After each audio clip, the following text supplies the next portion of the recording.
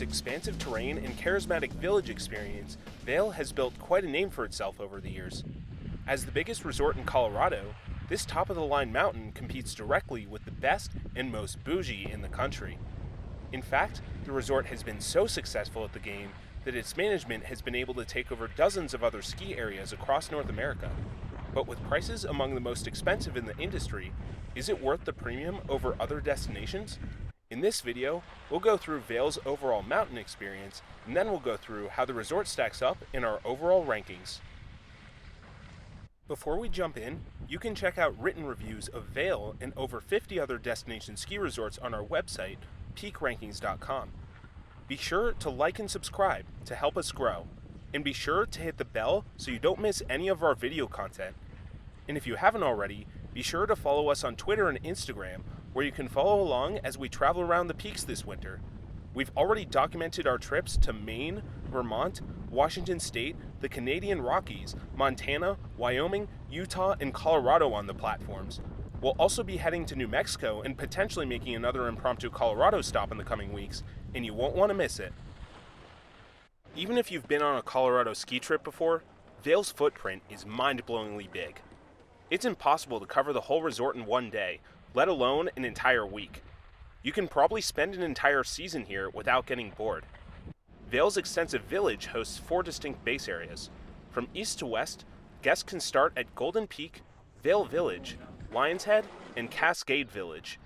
Each of these bases hosts upscale hotels and has nearby paid parking.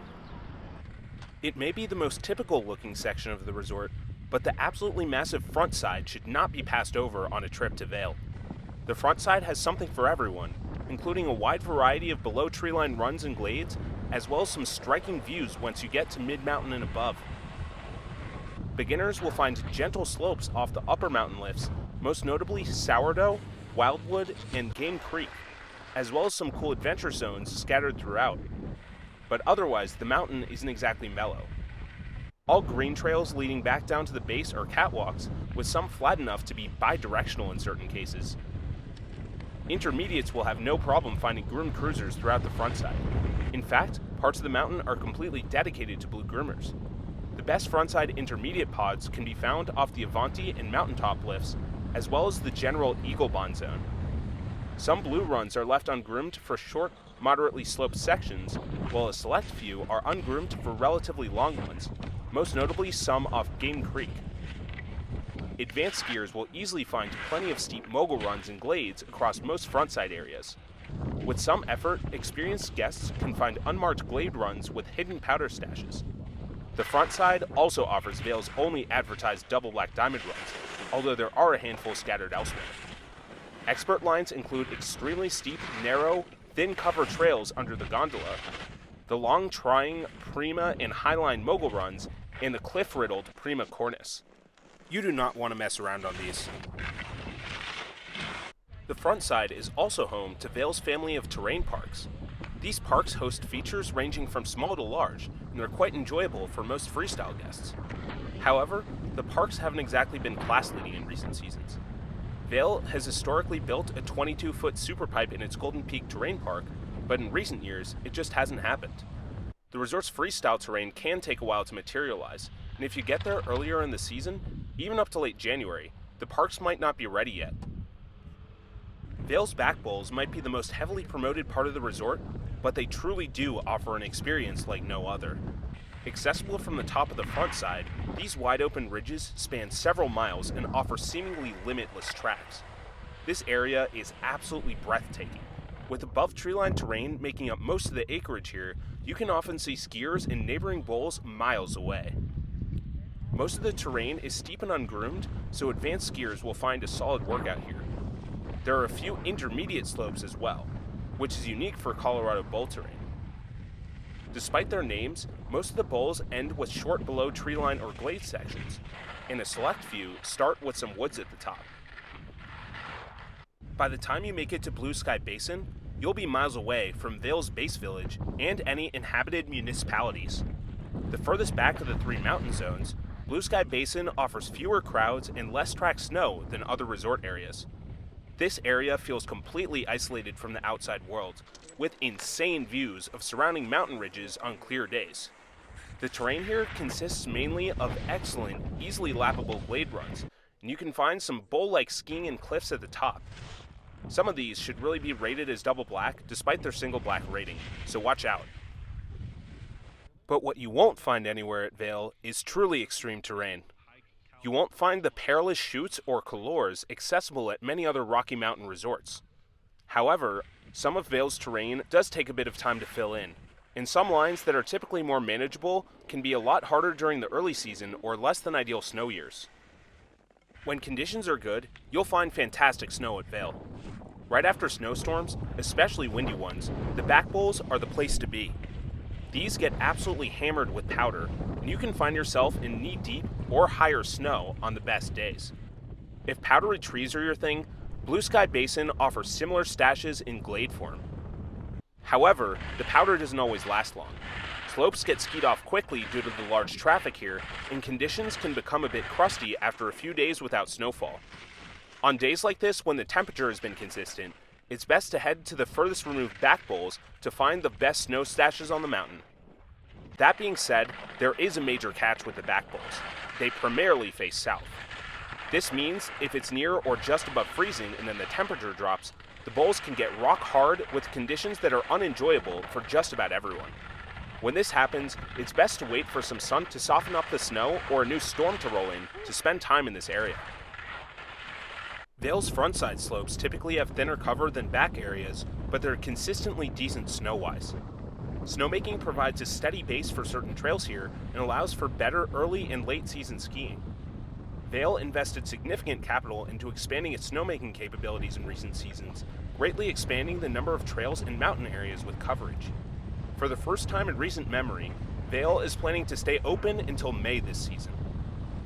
Vail is unquestionably a leader when it comes to lift modernization. The resort boasts 19 detachable lifts, including 2 gondolas, serving nearly every area of the mountain. Many of the old holdout fixed grip lifts have now been converted to high speeds, and many of the old high-speed quads have now been replaced with 6-packs. The resort's flagship Gondola 1, rising from Vail Village, has 10 passenger cabins and heated seats. The one key area that's only served by a slow chairlift is Cascade Village, but unless you're staying or parked there, chances are you'll never ride it. Vail is a popular resort, especially on weekends and holidays, but the resort's extensive lift infrastructure does its best to mitigate the effects of the large crowds. On the front side, most major crowd points have at least 2 available lifts, leading to diverse terrain options. This prevents modest lines from becoming intolerable.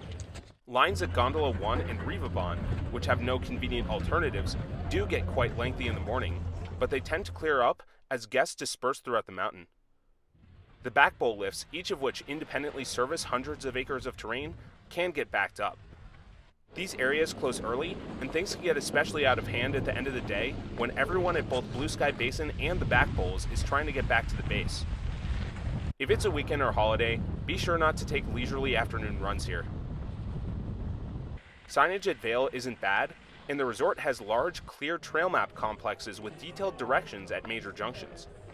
And if you can't figure out the trails yourself, the resort's mountain guides will often be happy to help.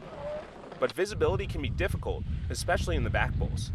If you get caught in a storm or the sun is shining at the wrong angle, it can be difficult to see the snow conditions even a few feet in front of you. In addition, bad weather can bring intolerable wind at the top and in the back bowls. It's usually more fun to stick to the front side with its 2 gondolas, less wind, and better markings for visibility when weather conditions are rough. Navigating Vail's expansive footprint isn't always easy. Many traverses, especially those required to get in and out of the back bowls in Blue Sky Basin, involve catwalks. Sleepy Time Road, which provides the only direct access from the Northwoods and mountaintop lifts to Blue Sky Basin, is especially laborious. It can take up to 6 lifts to get to some parts of the mountain, and that's if you know exactly where you're going. Luckily, you can get to know the mountain quickly if you look at the safety bar mounted maps present on many chairlifts. In addition, the resort's intuitive lift system makes getting directly between close-by mountain areas fairly straightforward. Depending on where you're coming from, it can be difficult to get back down to Vail's base villages. It's a long journey back from Blue Sky Basin and the back bowls. Many similar looking trails lead back to separate base areas, and it's easy to end up in the wrong one if you're not paying attention. Anyone coming from the Highline or Northwoods frontside areas will need to traverse through catwalks in order to ski down to the base. Luckily, if you want, you can get on any lower mountain lift and take it down to a base instead of taking one of these flat trails. It's worth noting that the Vail Village and Lions Head base areas look quite similar at a first glance and can be easy to mistake for one another, so make sure to double check that you're going back to the right place at the end of the day. Vail offers a number of facilities to stop in for a break throughout the resort. These range from primitive outhouses to ultra-luxury restaurants with complimentary mouthwash and hair accessories in the bathrooms. It's fairly straightforward to get to these lodges for most resort areas, and the majority offer both indoor and outdoor seating, along with food and drink options. The bases host several dining options, although those in the main village are a bit of a walk from the gondola. However, all the reasonably sized lodges for groups are on the front side, and it can take a while to get to these if you're in the furthest resort areas. If you want to make your own food, it's worth noting that Bell's at Blue Sky Basin offers a number of public outdoor grills. So Vail may not be the best option for those looking for truly extreme terrain.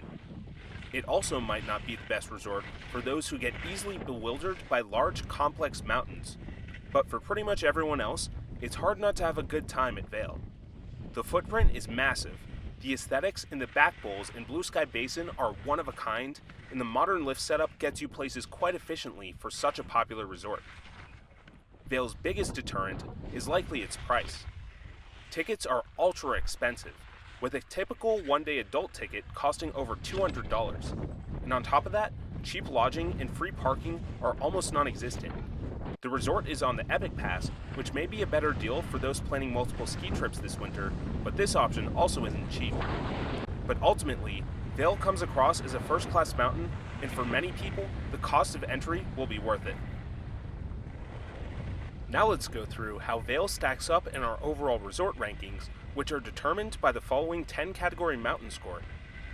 Vail gets the high-quality, consistent accumulation typical of Colorado and earns an 8 for snow. Vail typically keeps the overwhelming majority of its terrain open throughout the core season thanks to strong snowmaking operations. Select back bowls and Blue Sky Basin areas are typically the last to open, and the resort gets an 8 for resiliency. Vail is absolutely massive, measuring over 5,300 acres within its skiable footprint, and a truly insane 8,100 acres from boundary to boundary and gets a 9 for size. Vail has nearly everything terrain-wise, earning a 9 for terrain diversity. The resort's one terrain shortcoming is in true extremes, although there are certainly some very demanding trails, and the resort gets a 7 for challenge. Vail's lift network is almost entirely high speed, with really only the slow Cascade lift and a couple of surface lifts holding it back, and the resort gets a 9 for lifts. Vail can get crowded, but with the exception of a few back bowls and base lifts, handles demand very well, and gets a 7 for crowd flow. Lodges are great on the front side, but a bit inconvenient to reach from more remote areas, and the resort gets a 7 for facilities. Vail is a large, confusing mountain to get around, but diminishes many drawbacks with well-designed signs and graphics, and gets a 5 for navigation. And finally, mountain aesthetic. Vail is one of the most iconic mountains out there, with truly unique atmospheres in the remote back bowls in Blue Sky Basin. It's really only held back by its overly moneyed vibe in some areas, and gets a 9 in this category. These categories add up to an overall score of 78, placing Vail second in Colorado and 6th overall. The resort only lags behind Snowmass in our Colorado rankings, which isn't quite as big as Vail, but is slightly easier to get around and offers more extreme terrain. For more information on Vail and over 50 other destination ski resorts, check out PeakRankings.com.